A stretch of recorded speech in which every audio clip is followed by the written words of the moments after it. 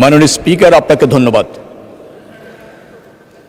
আমি প্রথমেই কৃতজ্ঞতা প্রকাশ করছি মহান আল্লাহ রাব্বুল আলামিনের প্রতি, যিনি সর্বেসর্বা, প্রজ্ঞাময়, পরাক্রমশালী এবং সুমহান।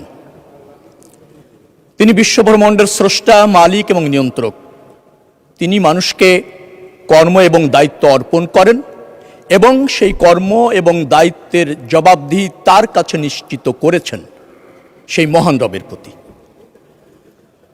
আমি স্মরণ করছি শহীদ রাষ্ট্রপতি জিয়াউর রহমানকে, যিনি স্বাধীনতার ঘোষণা দিয়েছিলেন এবং সশস্ত্র সংগ্রামে নেতৃত্ব দিয়ে এই বাংলাদেশকে স্বাধীন করেছিলেন, যিনি বহুদলীয় গণতন্ত্র প্রত্যাবর্তন করেছেন,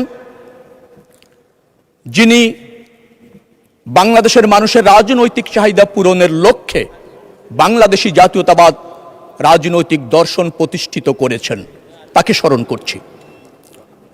করছি আমার নেত্রী, যার নেতৃত্বে আকৃষ্ট হয়ে, উজ্জীবিত হয়ে, অটল থেকে বাংলাদেশ জাতীয়তাবাদী দল করার ক্ষেত্রে অনুপ্রাণিত হয়েছি, ব্রত থেকেছি সেই নেত্রীকে, যিনি উত্তম শাসন ব্যবস্থা, বহুদলীয় গণতন্ত্র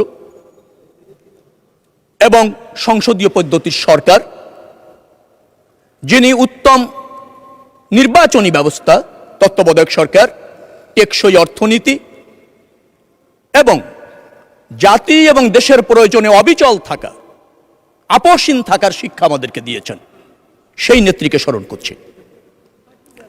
করছি আমার এলাকার জনগণ, ঢাকা 10 আসনের যারা আমাকে নির্বাচিত করে তাদের প্রতিনিধিত্ব করবার সুযোগ করে দিয়েছেন।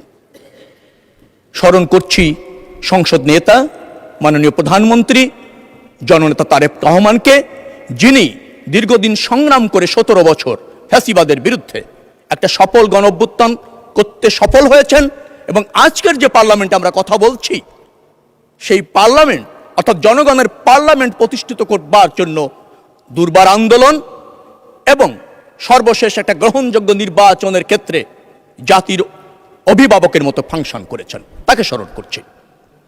প্রথমেই আমি দৃষ্টি আকর্ষণ করতে চাই মাননীয় সংসদ